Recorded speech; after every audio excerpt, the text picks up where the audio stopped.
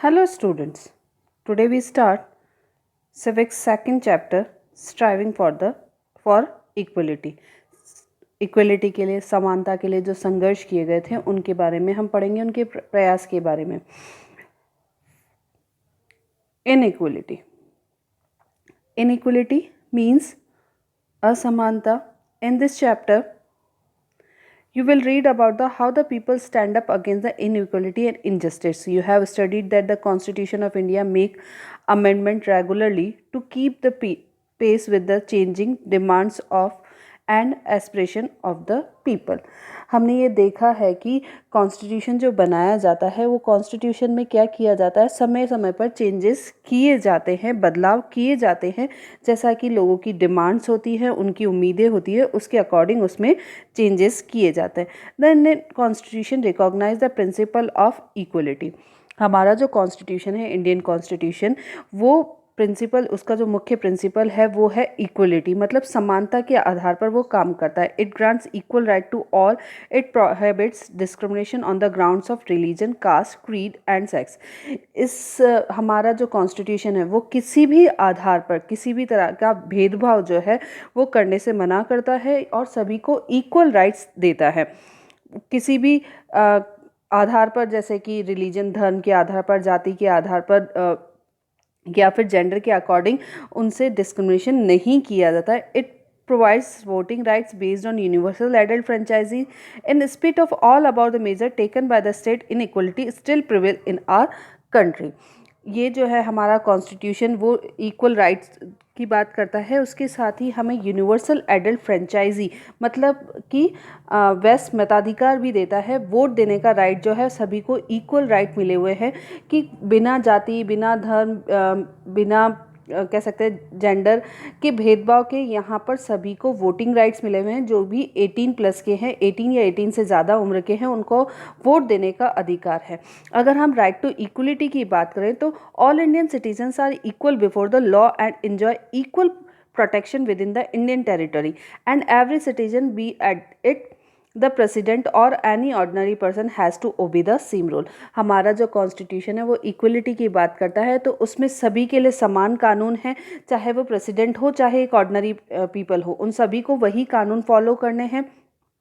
इसके साथ ही जो हमारा कॉन्स्टिट्यूशन है उसमें ये बताया गया है कि जो इसके कानून बनाए गए हैं वो सभी सिटीजन्स के लिए बराबर हैं. सारे जो सिटीजन्स हैं वो सोशली इक्वल हैं गवर्नमेंट के सामने. और कह सकते हैं कि this means that the state can not stop any citizen from doing the government job, studying in the government institution, entering in the public building, using a public well, tank and road, and so on, just because she belong to the certain caste, come from the certain religion. हमारा constitution, ये पहले के time पे ऐसा, हमारे जब भारत आज़ाद नहीं हुआ था तब ऐसा होता था कि जाति, धर्म और कह सकते हैं मेल फीमेल के आधार पर उनके साथ डिस्क्रिमिनेशन किया जाता था, भेदभाव किया जाता था. जो लोअर कास्ट के होते थे उनको कॉमनवेल्थ जो है, जनरल जो अपर कास्ट के जो लोग हैं उनके जो कुएं होते थे उनको यूज़ करने से मना कर दिया जाता था. तो इस तरीके की कंडीशन आज़ादी से पहले थी, लेकिन कॉन्स्टिट्यूशन बनने के बाद सभी को बराबरी का अधिकार दिया गया है. पर यहाँ लिखा है in spite the all about measure taken by the state. State जो है हमारे सारी चीज़ें करता है, पॉसिबिलिटी एज पॉसिबल सबको इक्वलिटी देने की कोशिश करता है, पर inequality still prevail in our country. लेकिन असमानता आज भी हमारे देश में है.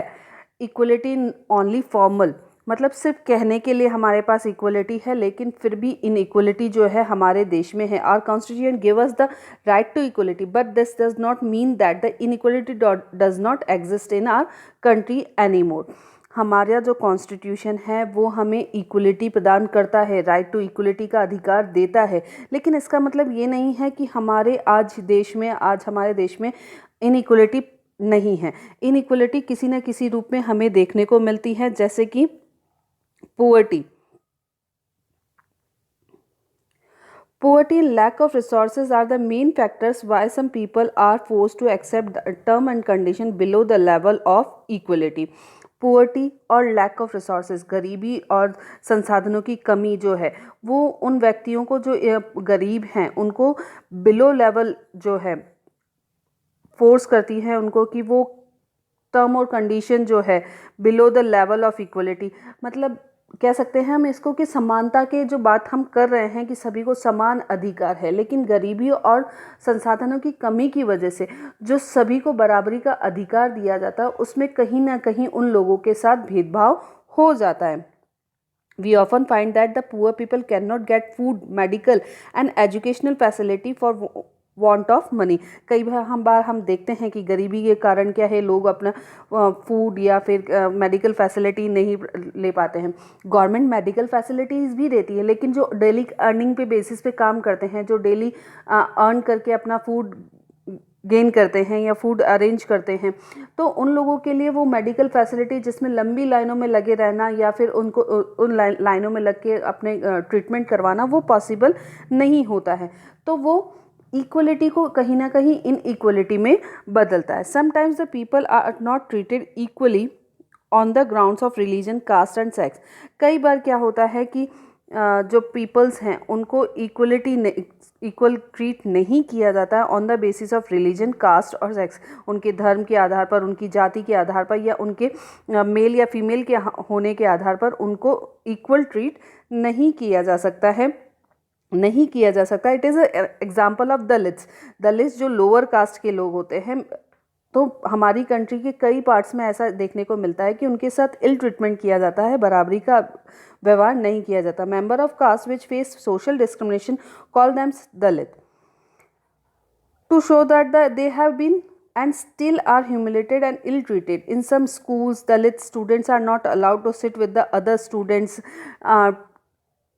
कई स्कूल्स में सभी जगह ऐसा नहीं होता है, लेकिन कई जगह ऐसा देखने को मिलता है कि जो दलित्स हैं उनके साथ में बराबरी का व्यवहार नहीं किया जाता। वहीं वुमेंस के साथ में भी ऐसा ही होता है कि वुमेंस के साथ में भी उनको बराबरी का अधिकार नहीं दिया जाता। People identity like being to some religion, caste, community and linguistic group also become the ground of equality। लोगों की जो आइडेंटिटी है, जैसे कि पर्टिकुलर धर्म हो गया, जाति हो गई या कम्युनिटी हो गई या लिंग्विस्टिक ग्रुप हो गए, उनके आधार पर उनके साथ असमानता का व्यवहार किया जाता है। Similarly the Dalits and Adivasi and women are also discriminated against. और इसी तरीके से आदिवासी जो है, वुमेन्स जो हैं, या फिर हम कहें कि दलित जो हैं, इनके साथ में क्या है कि इल ट्रीटमेंट किया जाता है, इन इक्वलिटी का बिहेव किया जाता है, असमानता उनके साथ होती है। Attack on the respect and attack on the dignity and respect of an individual और community undermines the right to people completely. At times it becomes difficult to know where an aspect of identity ends and the other begins। कई बार जो होता है कि लोगों के साथ में जो लोग होते हैं, जो कह सकते हैं लोअर कास्ट के हैं या वुमेन्स हैं या फिर दलित्स हैं, उनकी डिग्निटी और रेस्पेक्ट पर कब उनकी डिग्निटी और उनकी रेस्पेक्ट को नज़रअंदाज कर दिया जाता है, पता ही नहीं चलता है। और उसके साथ ही उनके साथ इनइक्वलिटी का व्यवहार किया जाने लगता है। तो जहाँ पर हम राइट टू इक्वलिटी की बात करते हैं, हमारा कॉन्स्टिट्यूशन राइट टू इक्वलिटी की बात करता है, तो ये फॉर्मल है, ये हमारे देश के कानून में है, लेकिन एक्चुअली ऐसा होता है कि कई क्षेत्रों में आज भी लोगों के साथ इनइक्वलिटी का बिहेव किया जाता है या फिर उनके साथ डिस्क्रिमिनेशन किया जाता है। I hope you understand this part. And next topic, struggle for equality, कि किस तरीके से जिन लोगों के साथ इनइक्वलिटी का बिहेव किया जाता है वो किस तरीके से अब इक्वलिटी के लिए स्ट्रगल करते हैं, उसके बारे में हम नेक्स्ट क्लास में देखेंगे। So read this chapter again and do the exercise. Okay, thank you.